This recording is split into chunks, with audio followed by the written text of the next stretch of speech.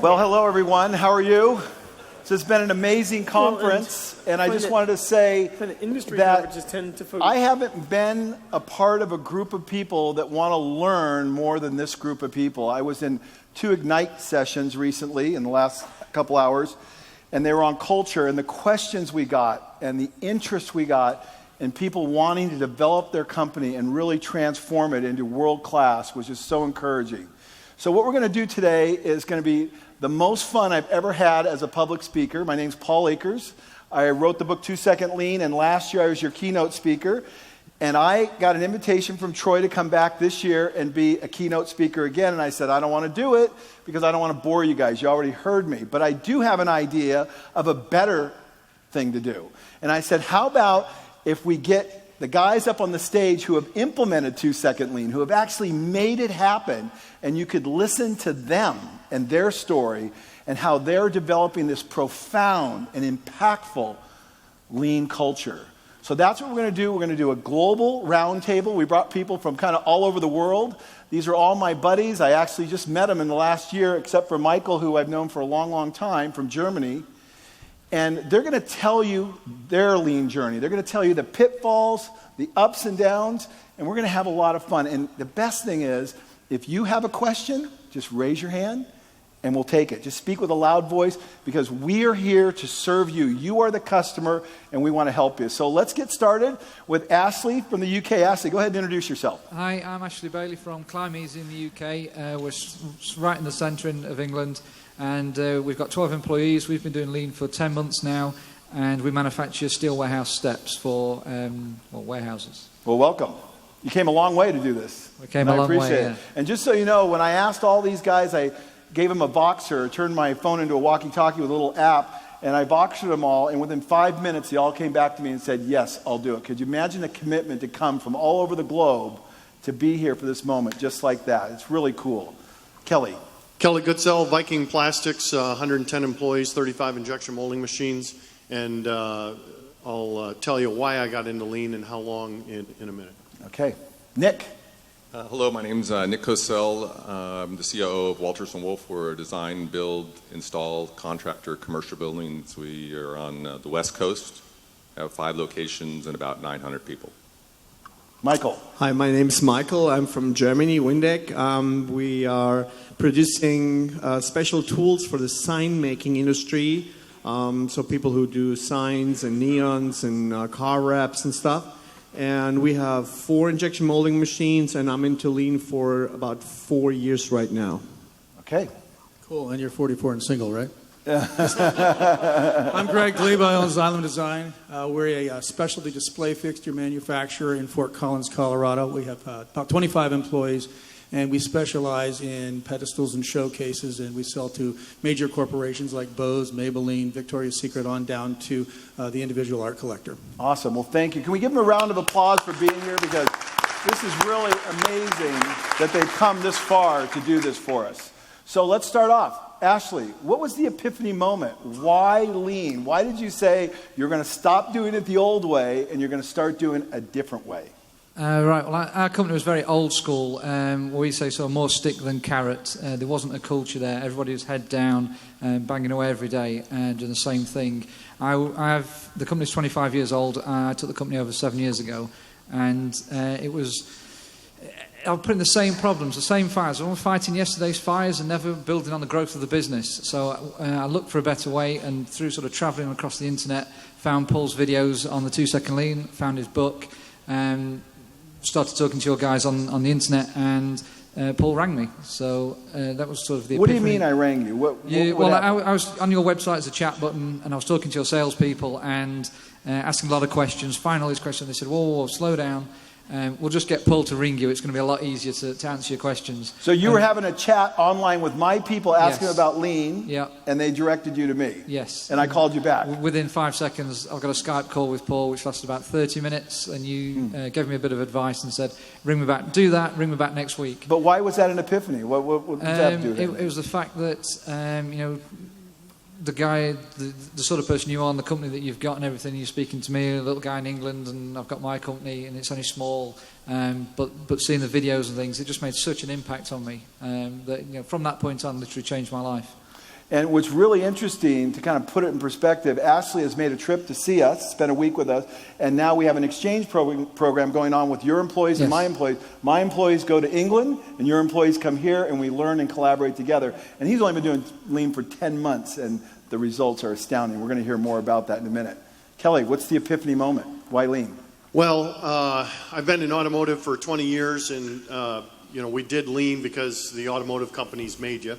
Not because we really understood it. We read all the books and we tried all the things, but it was always a project event. And the minute the project manager left, or the minute you got into a crisis on something else, the project stopped and Lean stopped, and then you had to start all over.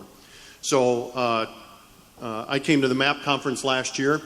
We had found Paul's information on the internet as well, and we had started doing a few things before the actual MAPP event, but last year, listening to Paul speak and the whole idea of push play with Troy, I left here and I said, we're doing this. And we started about a year ago, formally, plant-wide, about 6 to 9 months prior to that with our materials manager, Sean Gross, in the warehouse. He started a little ahead of us. But why? What was the part that you said, okay, we're not going to do it the old way, we're going to now do it this new way? Well, the difference for us was, in automotive, and when the automotive guys told us you need to do Lean, it was you had to. And the takeaway I came away with last year was that this isn't a Lean project, this is a culture-changing project. And we needed to change the way we ran our company. We needed to educate our people better, and it all kind of fit together for us. Awesome. Nick, what was the epiphany? There was a few moments, but I remember one quite well. We had been dabbling in Lean. We got a hold of Paul's book. We read the book. We would go to our yearly offsite meetings, and the senior management would come back with all these great ideas and all these improvements, and then we'd go try to push those improvements across the company, and it just, it was like pushing a car uphill. And then we all sat around a conference table after reading 2 Second Lean, and we watched Kaizen Fast Cap style. That goofy video that I made? That goofy video. And we looked at each other and we went, can it be that easy? I mean, can it be like that? We've got to check this out. And what was it that you saw in the video? I'm curious. It was that the continuous improvement, and it was coming from the people and the employees, and not from me. Not from you. You were supporting, facilitating, but they were just one little thing after another, and it was an endless stream of improvements in that video. And it was just so simple and elegant, and there was no graphs or charts, and there's nobody pushing, and you could tell how excited your people were. So it was. I'll tell you, when I made that video, I knew it was something special. I knew that when we started making that improvement and I saw how engaged our people was, I said, you know what, I got to record this. I went and got a guy to hold a camera on it, and we actually did that one-piece flow where we made that whole video with the computer right there. We shot a scene, edited it, went back and shot another scene. So it was really magical. And I knew at the time when I did it that it was something special, and I was as goofy as I could be in that movie. I mean, when I look back, I go, "Oh my gosh, people are watching this." Your people were having fun. They were goofy too. Yeah, they were all goofy. That was but we are goofy. That's what sucks you in. Yeah, exactly. Well, cool, Michael. Well, I'm self-employed since I was 19, and since then I always try to, drag people behind me. So come on, I have a good idea. Let's do it. And you really get sick and tired of that. And I was looking for a solution where there must be a way that people push you, or that you can act, not react. So, and then I toured your facility. It is long ago. I mean, you were right at the beginning of the whole thing, and I thought, my goodness, this is so clean, this is so organized, and everything is everyone is on the boat, on the path. So I said, I just want to have that. I read all these books, and it was heavy stuff, I could not understand all these particular words in it, and then you showed me how easy it is. Just start it, just do it, and that was my epiphany moment, absolutely. And I'm not single anymore. Because it was easy. No. Yeah. That's awesome. That was fast. Okay, Greg. I met this guy over there. Just over there. I think I'd love to say there was an epiphany, but I'd have to build up a little bit, which is I have a very dear friend who has developed the product in the elevator cab remodeling business, and just like it was you, Jeff, you were told you have to go to Lean. You have to do Lean. Kelly. Yeah. Kelly, forgive me. I was thinking of Jeff. No problem. Koss. That's what I'm here for. Thank God you bailed me out, Paul. Yeah, no, Jeff Koss. You haven't met him yet, but he's a Lean. He's incredible as well. But he was forced by Otis Elevator, who you may have heard of, to go to Lean school. And he called me from 2,000 miles away as a fellow craftsman and small business owner. He said, you got to do this Lean thing. So I pushed the train on my own for 2 years, much as you did, right, you mentioned sure. in your book. And I knew one thing, and that was I was going to make change personally, and I was going to change the company. And I talked about that for 2 years and tried all sorts of dysfunctional methods and random tools. And it wasn't until I had a problem with my manufacturing business where we had a deadline crisis where we manufacture display fixtures, and we used one of Paul's products. And we had a crisis, and his team took care of us. It was a delivery problem in the winter, and it was UPS related. Snowstorm. And it was just showed up, in the way we were taken care of blew my mind. And I thought, well, this is only how we behave with our customers. So I looked on your website and got into your video, and it was the morning meeting video that grabbed my attention. And after that, I just dove in and made a commitment full on. And it's only been 10 months, so I don't know very much. I want you to know that. Yeah, I'm into it. Interesting. Big time. Again, in the morning meeting video, you can Google morning meeting and you'll find it very easily, or on our website. But again, a very geeky video. There's nothing slick about it. We just pulled out the camera and said, we want to show people how we build our culture. Right. And I think maybe the geekiness attracted you because just the accessibility. You're a geek like me, right? Absolutely. Absolutely. So very cool. So now, how did you implement Lean? So Ashley, you've been at it about a year, 10 months, whatever. How did you do this simple system? What does it look like in your company? We started straight away committing to a morning meeting. So every day we started after the first breaks. We start to different shift times in the morning. So after first break, everybody gets together, everybody out of the office, everybody out of the factory.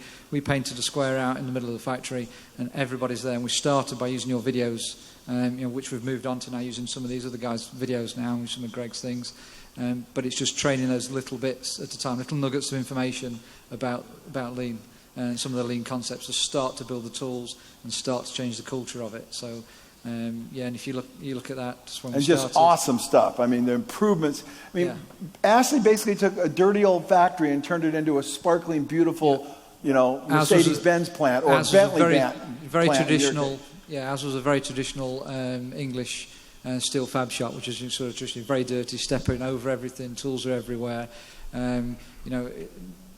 It was reasonable, but it's pretty traditional for our area and industry within the UK. And your lead times went from just astounding numbers. What was your lead time? In 10 months, what they've accomplished in 10 months to a year is what it took me 13 years to do. Our lead time from order, we only manufacture to order, so the lead time was around 15 to 21 days for delivery.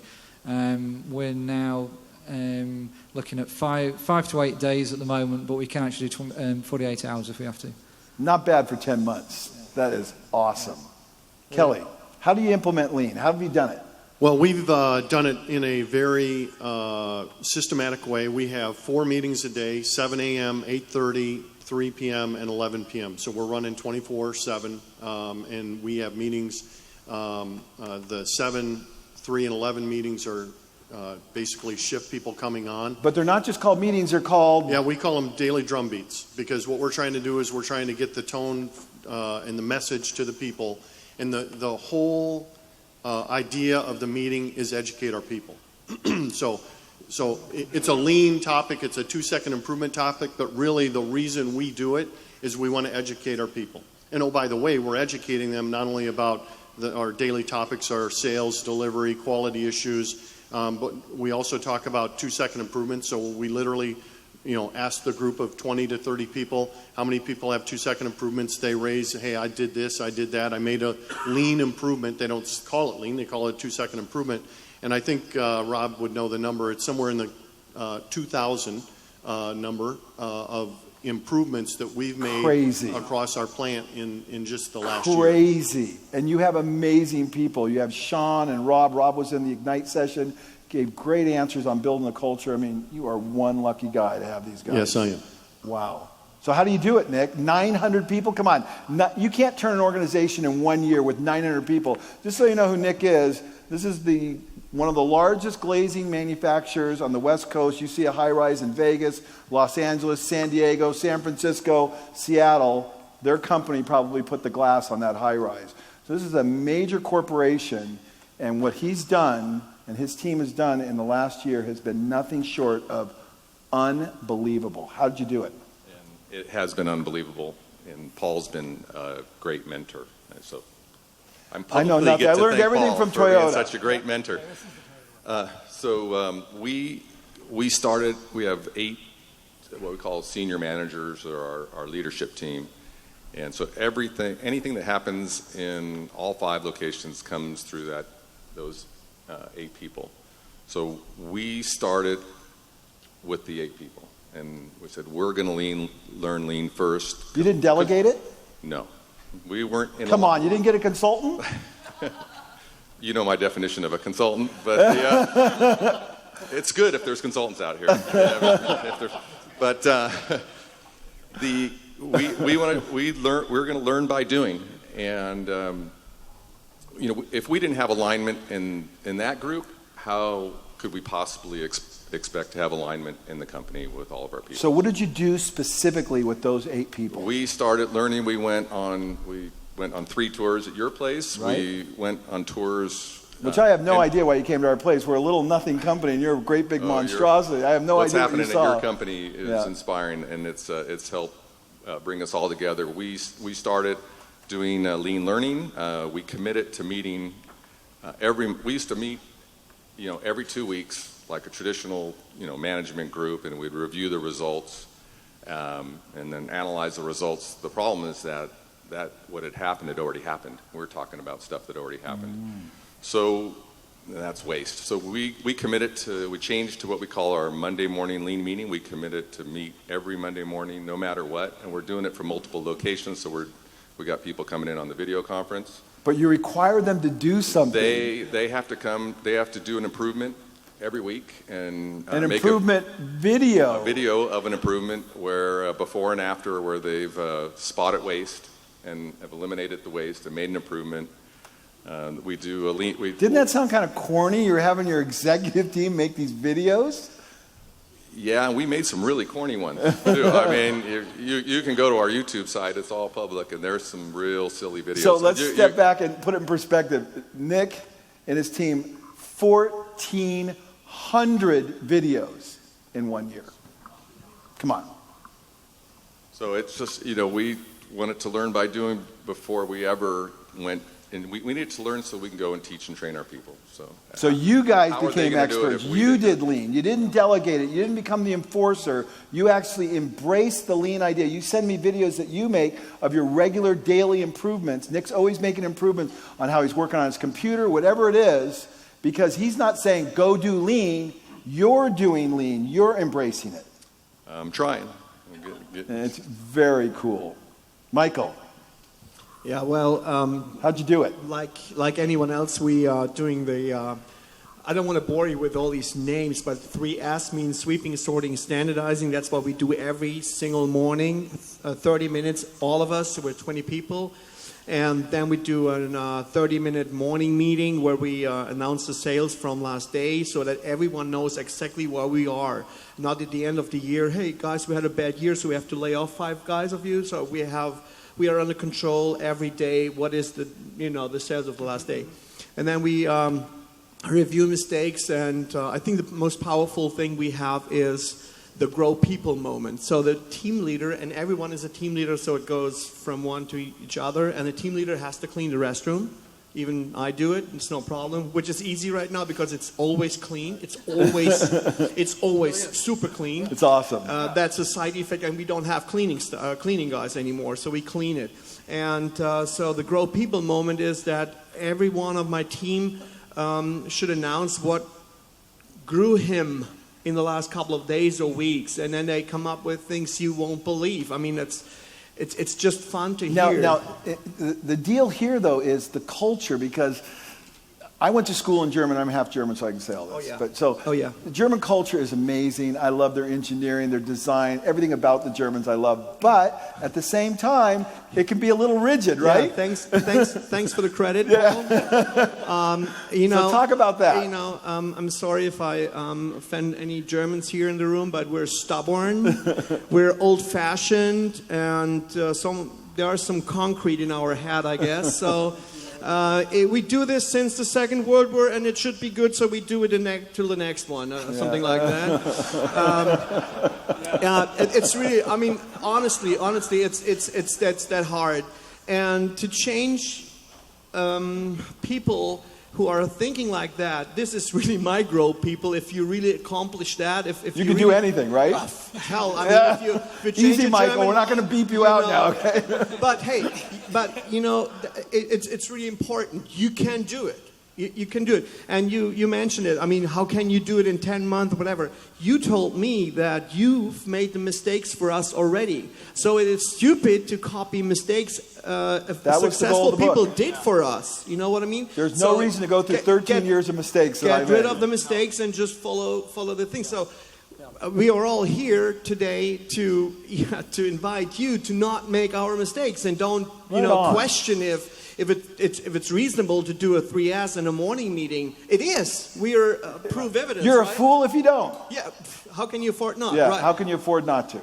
Yeah, I think, just kind of bouncing off of that, I think that this does go back to the Toyota way. And a lot of us probably have read, who here's read the Toyota way?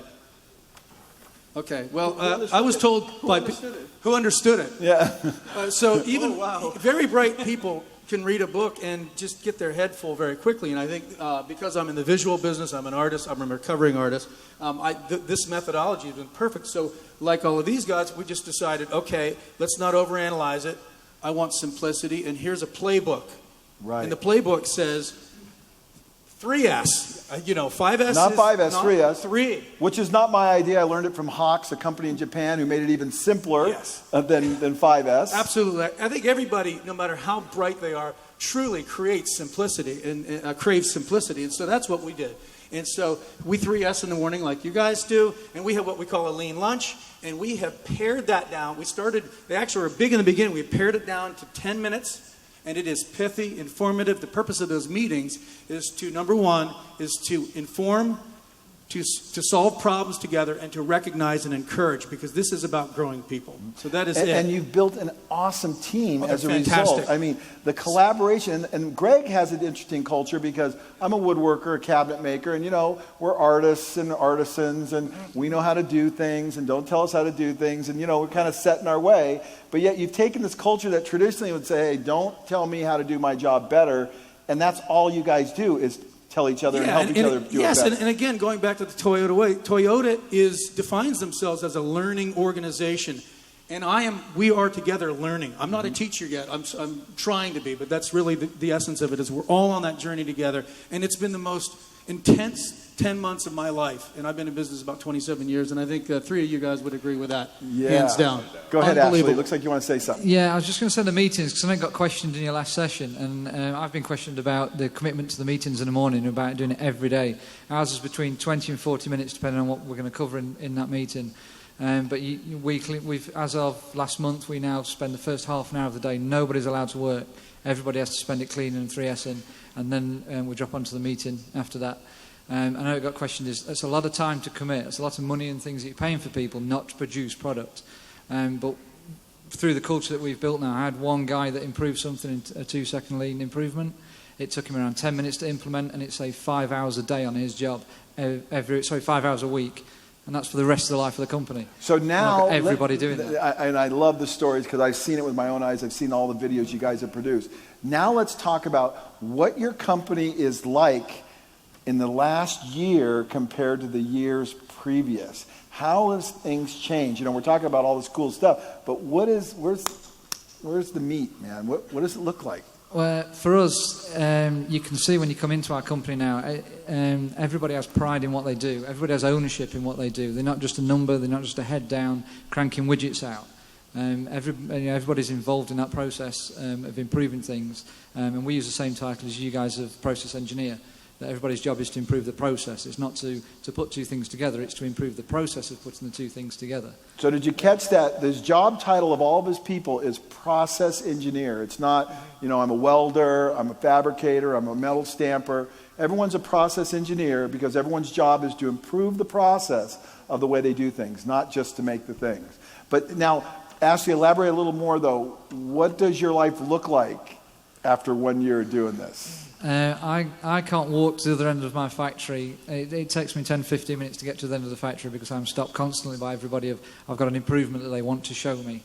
We made it very clear from the start that I didn't want improvements that would save me money. I didn't want anything that saved me money or altered my product because we've got a pretty good product as it is. Not that it couldn't be improved, but I didn't want to focus on that. I only wanted improvements that would make people's life easier, which gave us an amazing buy-in straight away. An uptake for it. But so now when I go through the factory, everybody is there trying to show me improvements and what they've changed. It's incredible. I don't know, that might have been one of the most profound things that was said so far. I hope you guys caught that. I didn't ask for any improvement that would save me money. It was all about making their life better and their work more enjoyable. And just quickly, I know some of the people have asked in one of the sessions we were in about how does it translate to the bottom line. I know some people have report to people and they've got to have a monetary figure on that. We were conscious. Paul said don't focus on that. We didn't focus on that. We built the culture, but we've just at our year end and our net profit's up 72%. Pretty staggering. And I always say this to people in case I didn't say it last year. This is not about money. If you're doing lean for money, you're going to blow it. Lean is about people. It's about transforming people's life. It's about changing the world and making the world a better place. And when you focus on that, the profits will follow. Go ahead. And Ashley, you mentioned this morning. You are here overseas on a conference for injection molding, which is absolutely not your business.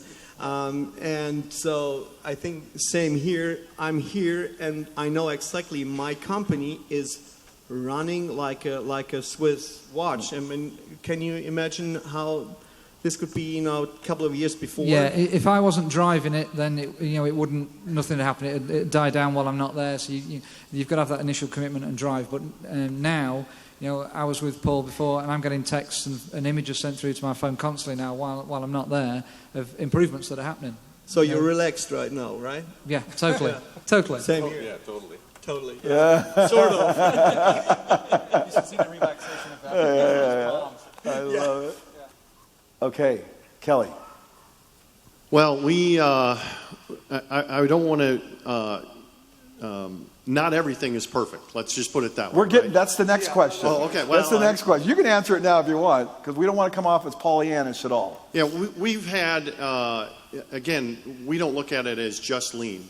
We look at it as it changing the culture of our company, and whether it's a $50,000 engineer or it's an $8 an hour employee, the joy of somebody saying, "Hey, I made an improvement." I found something that was bugging me or that frustrates me, and I figured out a way, or me and Nick found a way to fix this. It makes people's lives better. It makes them excited to come to work. They have a choice every day. And Sean says this every day. You have a choice of walking through that door. You can walk through any door you want. You don't have to come through Viking Plastics door. If you come through that door, if you make that choice, we want your mind. We don't want you to work super, super hard. If you want to go to the YMCA and work out, right? We want your mind. We want you finding ideas, fixing things that bug you, and the joy that people have by making those accomplishments keeps them coming back. And you talk about people in your company that were completely quiet and withdrawn and now are coming up with awesome ideas. Yeah, so one of the key steps in the daily drumbeat in the morning meeting is you talk about sales and delivery. And so, for 2-3 months we talked about our sales yesterday were $38,738.14, and our on-time delivery was 94.67%. Okay, so we did that for 2.5 months. And all of a sudden, my IT guy, who didn't really want to go to these meetings and really doesn't participate as much as we would like, comes back. Oh, he will eventually. Oh, yeah, and he started to. And he came back and said, I've got a 2-second improvement. Yeah, what's your 2-second improvement? My 2-second improvement is we're running these meetings 4 times a day. Nobody cares how many pennies we sold. Why don't we just call it $38,000 and we're 94% on-time delivery? That kind of gets the point, right? And that is a 2-second improvement. It was and that huge is improvement. all we want people to do is when you start thinking this way, then the opportunities are just like they're swirling around you everywhere. And they all cumulatively add up to a profound and powerful culture. That's a great example. Nick, how has your life changed? Because, again, your company's doing awesome. It was always doing awesome. I mean, you guys have been around forever. You own the market. Yeah, we didn't, we were doing fine. No burning platform at all.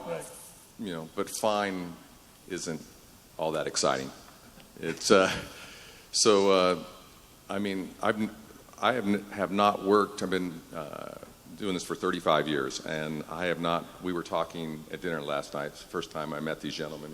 Imagine we've never, a lot of them haven't even met before. We're like brothers. So we were talking last night, and we said, all of us agreed, we have never worked so hard as we have in the last year, but have never enjoyed it as much as we have in the last year.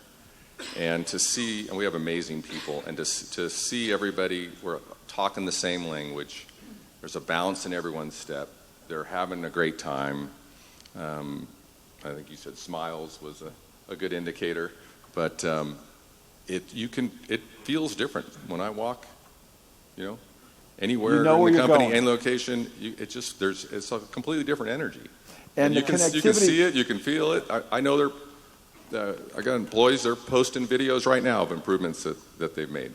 Yeah. While I'm sitting here. So you've had major corporations who come to you to do the work, and they walk through your plant and they want to learn about lean. Tell a little bit about that story, because it's really incredible. Again, been at this for only a year, and you've got people looking, going, "I've never seen anything like this." Yeah. I got to interrupt you. Okay. And I went to Nick's company a year before he started, and I really read you the riot act, didn't I? I was pretty tough on you. You stopped by, and we walked through the production facility, and I think my word was, "Nick, this is a disaster." We're drowning in waste. You heard of the 5 whys, right? It was Paul must have asked 50 whys. Why is that guy doing that? Why is he walking around there? Why is that guy carrying that? Why is this over there? Why isn't that? Can't you make those things spin? Can't you do something like? Yeah. I'm going, yeah. And now I guess we could do that. Let's fast forward to right now. And then what happened when you have people come by now? Yeah, so we had a customer come from Seattle, came down, wanted to make sure that we had capacity. They were looking to give us a phase 2 of a real large project for Amazon. And just Amazon? Yeah, but they were just a little company. They just came down to see capacity, and we walk into the production facility, and the guys in the shop have taped off an area which is like I think you guys call yours the sandbox, right, or where they have their morning meetings every morning, and there's a big sign hanging from the roof that says Wolf Den, because we're Walters and Wolf, so they got Wolf Den, and the guy goes, "What's that?" And I start to explain what it is, and then the whole rest of the hour-and-a-half tour, just all he wanted to see was what what's this lean thing? Show me. What are you doing? What's an improvement? And it turned into that would be our first lean tour. I don't think we're ready for lean tours yet, but we had one anyway. And real quick, one more quick story, and then you had a consultant come by and say they wanted to help you with lean, and then briefly abbreviate that story. What happened? Because it's profound. Oh yeah, there was I don't remember what the organization was, but it was from the city trying to help industry, and they were going to different industries wanting to teach industries lean. And when he came in and walked our facility, he said, "I really can't teach you guys anything. As a matter of fact, would you mind if I had some of the people from our department come tour your facility?" So I was like, after 1 year. Are you kidding me? Now remember, 1 year and 900 people. How do you turn 900 people in 1 year? And the answer is they made videos, and they communicated the culture across all aspects of their company. And it's the most exciting transformation I think I've ever seen, that such a large organization could turn it so effectively. We didn't start the videos to change the culture. We start the videos as a training tool for people to be able to start to see waste. And you've got everyone iPhones, so you do it all on your iPhone. You don't have all these fancy iPhones, cameras or anything. Yeah, either iPod Touch or an iPhone. Everyone has everything's on the fly, really quick, boom. One-piece flow. Before and after, right? You show the problem, you show the solution, I love his videos. I show him in all my speaking things. I'm always showing Nick's videos because they're so simple. They're corny like mine, although yours are actually better than mine. But, you know, the point is they just show what's going on. And, you know, our workforce is young, and they live on these devices. And Yeah. they're having a lot of fun with it. They do a bunch of different background music, different, even adding, it's funny, they match up the music. If you listen, because the music's in the background. There's a theme music to what's going on. There's a theme in the music like taking with the care videos of that business. you're just like going, are you kidding me? Yeah, so the interesting thing is this morning's speaker talked about joining the two cultures together. And you have very effectively done that, and it's been really interesting to watch it by happen. accident. Yeah. Michael, how's your life changed? What's different? You know, right now I feel pretty small right next to me. Well, I mean, my company, my shop floor, before lean, after lean, of course, total mess and super clean. That's the one thing. But we went to that little meeting here, how do you call that? The Ignite session. Ignite session. And you asked the audience how they feel in their company, just one word. And I heard the words stress and chaotic and all these words. And I kind of like, recognized myself in that. My company was chaotic and stressed, totally. I mean, today I don't know how we did it, how we grew up that fast without lean, Kaizen, or whatever you want to call it. Now we're doing, I would say, 25% more return with the same amount of people, but in super less time. I mean, we don't have any over hours anymore, and everyone is just like totally cool and relaxed. So we're ready for new customers worldwide. We just got a contract with a company from Japan. And hey, you know what? And we're in Germany's countryside. You won't believe. Yeah, they're in a little village. This spot is not even on the map. And the company is amazing. I've been there so many times. I just took my people on a tour over to Michael's company, and it's just mind-boggling what a sign maker, as a carpenter, has done and transformed and built this incredible company that's all over the world. And it's really about mind setting. So, Paul, you showed me that video of a company, an injection molding company in Belgium. Mm-hmm. They changed how much? A 10,000 pound mold. I wish I could show it to you. 10,000 pound mold in 5 minutes with a guy wearing white with one operator. With no crane. No crane. Nothing. It's the most astounding thing I've ever seen in my life. So we went on a tour to Belgium and then went to Michael's facility. Yeah, and you showed me that video, and I thought, okay, there's no excuse. There's no excuse anymore. And we had a product. We have a water cutter, and we cut a plastic part out of it, and the edges are not nice, so it had to grind down by hand and 1,000 little curves and stuff.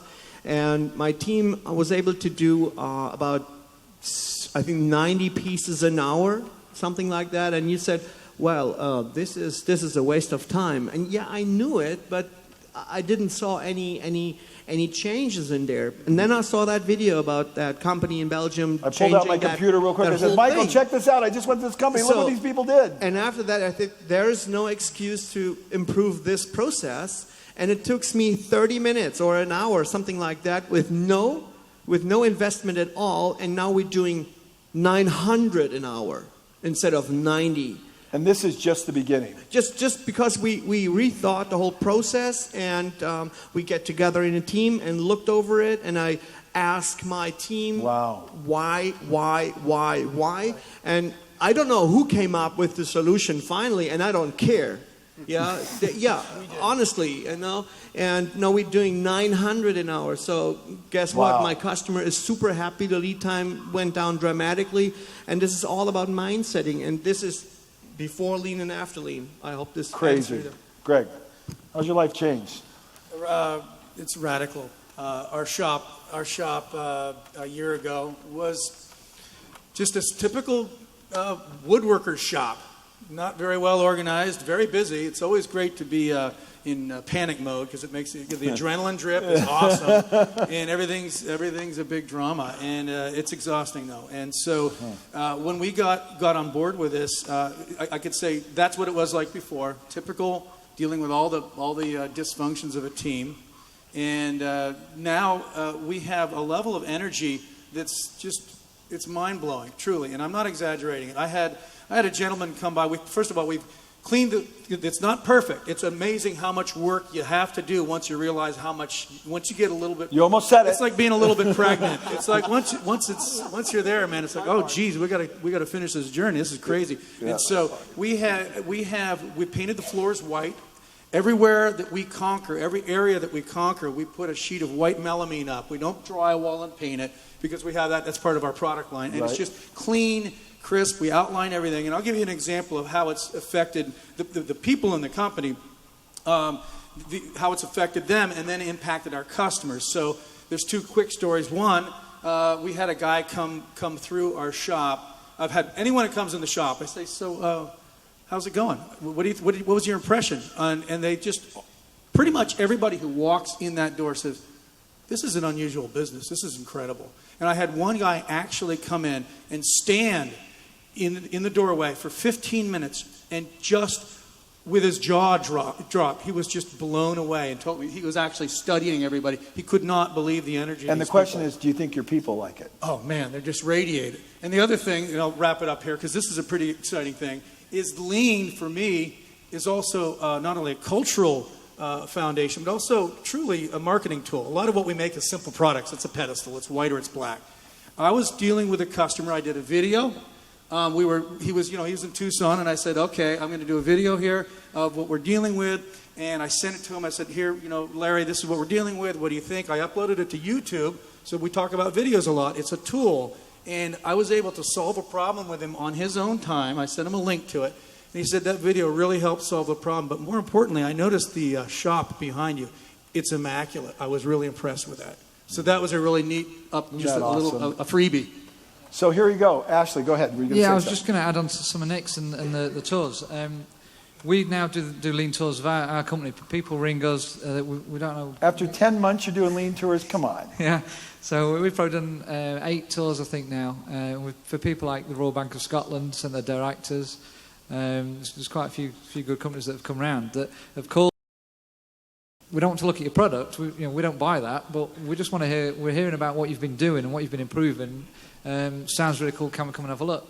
And they want to come and look around and speak to the people, and they're free to speak to whoever they want to. And it's amazing how honest your people become through that, and how they see that they're impacting on people outside of the company. It's not just them in there. And I have to say something, and Ashley, you're going to get me in trouble, but his competitor now is... he's in a headlock. I don't know what else to say. Yeah. Things are looking bright. Things are looking bright. Yeah. Looks like Ashley's company might be expanding. I might be making an acquisition very soon. It's very difficult to compete with someone who's really doing this at a high level. Yeah. In 10 months, Ashley has blown the doors off. Yeah, which then will probably give me about 60% of the marketplace, I think. So, what is the biggest mistake you've ever made in implementing lean? So, everyone's thinking to themselves, I don't want to make any mistakes. What's the biggest mistake you've made? Well, we're not perfect, and like I say, we're only 10 months old with what we're doing. Mistake-wise, I don't know. We've been very conscious about drip feeding what we're doing. You can't do this overnight. It takes a lot of effort and a lot of commitment to do this from a top level. So a lot of consistency. So if you change one thing, if you would have tweaked it a little bit in the implementation, even though you've done such a great job, what would you have changed maybe? I'd probably start making the videos a little bit sooner than we have done, because the before and after, we didn't get a lot of the photographs of the before. So when you're trying to show people, it's amazing. Now when we get a before picture and an after picture, when somebody makes an improvement, when they know they're going to improve something, they go out, they take photos or videos of it. Sometimes they're on it if they want to be on it, or sometimes they're just directing at it. But when they put that up on the screen in the morning meeting to show everybody else, it's There's great. Magic. Yeah, because they see the before, so this is what we've got, this is the problem we're having, and then you see this is what I've done, this is the waste I've eliminated, and when everybody else there stands and goes, wow, yeah, that's really cool, well done, and they get affirmation for what they've done and support for it. Now, Ashley has a secret weapon. Anybody know Katie Bailey? His little daughter is 6 years old, and she will be the Prime Minister of the UK, of England. She absolutely will. She's incredible. and she does these lean videos, and she has taken off on this thing and gone crazy. Yeah, she's doing Lean Talk for a Kids little bit about what's going on with school with her and the whole 9 yards there. Well, obviously, I'm talking about this at home with my wife. Kate is there, my daughter, and she hears these things. And I was just out the blue one day. She said, "Daddy, I've made a 2-second improvement." And I said, "Cool, show me." And she said, "Well, I'm always late in the morning for school because Mum's always looking around for my book bag. I don't put it back where I should put it in. Then I'll look for the book because I didn't put it back in the bag. So I've put it now is I've got a place and a hook on the banister for the stairs. So now when I come down from the bedroom in the morning when I'm all dressed to come down for breakfast, it's right there. I pick it up and I walk downstairs. So I'm not late for school now." And I sent you the video for that. And then that kind of started it. Video. So she's talking to a teacher's. She's actually in Paul's book. And she took that in for show and tell and explained Lean to a teacher. They've asked me to explain a bit more. So we started off with I'll pay for a minibus and you can send one of the class. It's about 15 kids in a class. So you're paying for the school to come see you guys. I'll pay for them. Yeah, I'll pay for it. It helps. It's how I can give back to the school for Katie's education. So, send them up. Just before I came away, I've been told now that the headmaster wants to speak to me. The entire school is coming for a tour. Is this incredible? It is incredible. We need what a can bigger happen bus. With that. It's so. What was that? We need a bigger bus. Yeah. That's that English humor again. Wow. So, what would you do different, Kelly, if you tweak something? Anything? Well, we would have started this a lot sooner. Yeah. I mean, that's the mistake we made. We thought we knew what we were doing by reading books, and you thought you could kind of strong arm it by, I'm in charge, I'm Right. the boss, this is what I want, go do it, right? And, I think we all learned by the speakers this morning and by looking ourselves in the mirror, we're not the smartest people in our organizations.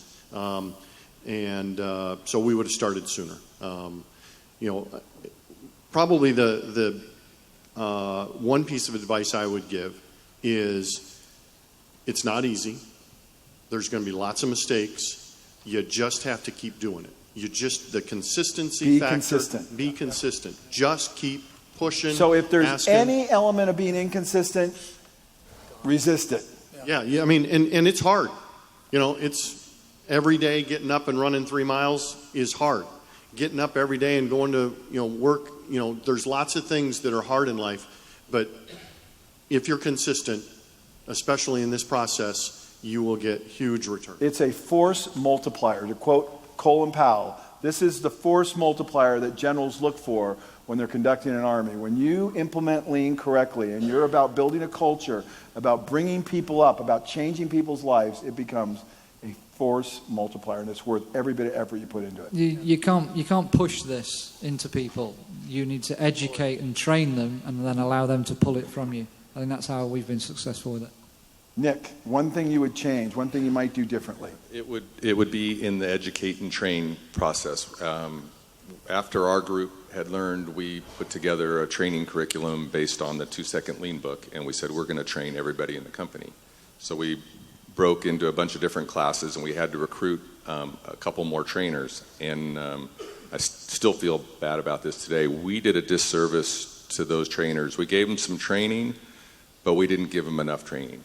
So they went to teach classes, and they were getting confronted with, questions and the naysayers, and they weren't properly equipped. So a little slower, a little more thorough. Yes. Correct? And make sure that your trainers are trained and that they can respond to. Good. Yeah, that was. I always say, always start slow and be consistent. Don't make wholesale changes. You'll make a huge mistake. But once you decide to go, never, ever look back. Yeah. Michael, one thing you might do differently. My mistake. Maybe that's pretty surprising for you guys, but I talk too much. Honestly, that's really my mistake. Wow. I lead too much. I force too much, and the minute I shut up, all these great ideas from my team are really flowing. So that's Genius. That's really something I would change. I did change, and I'm changing more. Shut up. Just let them do the talking, and that's really my mistake. Another moment in the talk right there. That is profound. We're brothers here. I have a little cartoon that I downloaded, and you can't see it, but it says, "Shut up and listen." So I'm pretty much in the same boat with Michael on that. Because you're a strong personality. I mean, you're very confident. I'm an excitable boy. You are, man. You live on adrenaline. Much like Warren Zevon's song. But anyhow, that was it. And I think what we did in the beginning was, it was too much the Greg show. He was excited, bouncing off the walls. This was going to work. And you mentioned something about what you would do differently. And we fortunately got this. I got some of the people who are the lean zealots that got it. The people who, once their wire was tripped, couldn't sleep. Mm-hmm. And I brought a couple of these guys in and kind of patted, sort of prepared the way and said, okay, I'm going to be bringing some people in here who are lean leaders. And even though everybody's engaged, take some of the emphasis off of me. So I have a very, these guys, being younger and brighter, they've created a lean format for our meetings. And we have those meetings religiously. We 3S religiously. But the first meetings were a bit too long, cumbersome, not focused, and now we have that focus, and it's really refreshing. Excellent. Now, what about starting in the bathroom, Greg? I'm going to take the mic back from you. Sure. Paul says in his book, how many people have read Paul's book? Okay, so we've got a 40%. So, anyhow, I suspect some of you kind of go, that's weird. Because it's a big deal to you. You made a great video about starting in the bathroom. And again, I'm going to go back to what matters to me most is personal growth of myself and the people that I influence. That matters. When you're dead, what does it matter? It's how many people show up to your funeral because you were missed. And so the impact that I have as a leader is critical. So this whole thing of going to the bathroom and making it immaculate and showing that is an area of respect for the other person, consideration, that's a pretty. I had 20 guys using one bathroom as basically a urinal all day. It's pretty gross in there. It's gross, just like many wood shops. And so I put it off because I was afraid of what I'd have to do when these guys kept peeing on the rim. I didn't want to have to deal with it. Yeah. And the fact of the matter is, it is so profoundly symbolic of the humility that you talk about and Toyota obviously talks about, and the respect for other people. Okay. That if I had just really nailed that originally and burnt the boats and said this is what we're going to do, I think I could have got the ball rolling a lot sooner. That's what I would say. Awesome. So it was a big deal. Last question. We have 4 minutes. Okay, Ashley. In one sentence, not a big long answer, why lean? It's a game changer. It's changed my life completely on both a business and personal level. Like you say, I've never worked as hard as I've in the past year, but it's never been as enjoyable as on a both business and personal level. It's changed the business, it's changed the culture. I've got people that work for me that enjoy it, and I've never been given as many opportunities in my life as I have in the past 12 months. Crazy. Kelly. We have 110 people that 2, 3, 4 years ago, probably 20 to 30 on a daily basis were making improvements. And we now have probably in the 70 to 80 or 90 on a daily basis making improvements. And so it doesn't matter whether you're paying them $60,000 or $100,000 or $8 an hour. If they come in and they're motivated and they make improvements and they feel good about themselves, they contribute more to the bottom line. They contribute more to their own personal satisfaction. They're retained as employees longer. And it's just a win-win-win. You're personally more satisfied as a human being. Absolutely. Nick, why lean? Do something special. I mean, leave a mark. Train your people, show them respect, and the amount of added value they'll deliver to your customer will be off the charts. And you'll start something that'll carry on for generation to generation and really make everything in the community and where you're working and keep manufacturing here in the U.S. because this is how we can compete. So and then this is where we should be in our community. Or the UK. We are what we make, to quote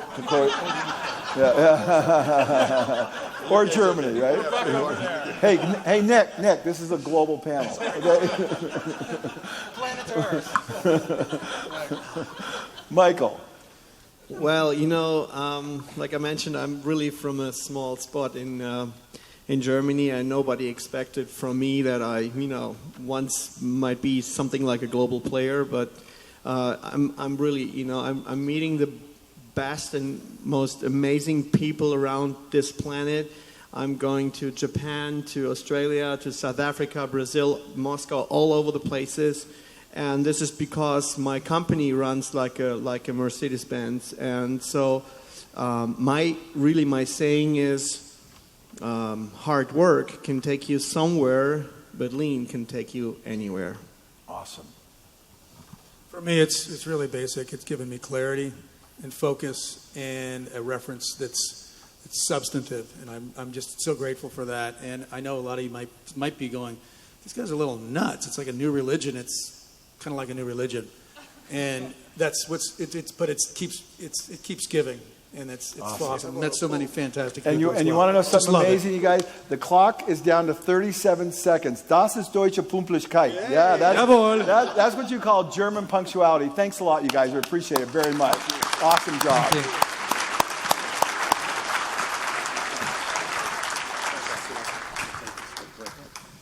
First of all, ladies and gentlemen, you have to understand what just happened here. These professionals don't know me. They don't know this conference. They don't know this industry, with the exception of Kelly, obviously. And at the drop of a hat, they agreed to come here. They're not paid. They're donating their time. And I don't even know where to begin to thank them, Paul, to be honest with you. So, just unbelievable. So unbelievable. So please, another round of applause. Paul Akers. You know, it's interesting. One of the things I like about what I do is I get to run into people like this guy. And I've only got to see you twice. Leave me alone. So I look at this guy and I'm like, I haven't met a lot of people that have such passion for humanity. I mean, this guy, he reaches out to anybody at any time. It's absolutely amazing, Paul. A lot of joy. Really is. I put here just a couple of bullet points. Love of life, passion, unbelievable. Quest literally to change the world. I mean, absolutely. You have a quest to do that, and you are doing that. You're touching people's lives everywhere. It's amazing. And I will tell you that if you haven't read the book, you have to do it. I read it again last Saturday. It's got lots of pictures. Yeah. It's easy to read. Oh, it is. If it doesn't have 14 font in it, I'm not reading it. I said that last year. And that was deliberate, too. Yeah. No, I can't see that well either. It's absolutely amazing, and you need to read it because it will impact your life. Paul, thank you very much. It's a joy. Thanks for everything you're doing.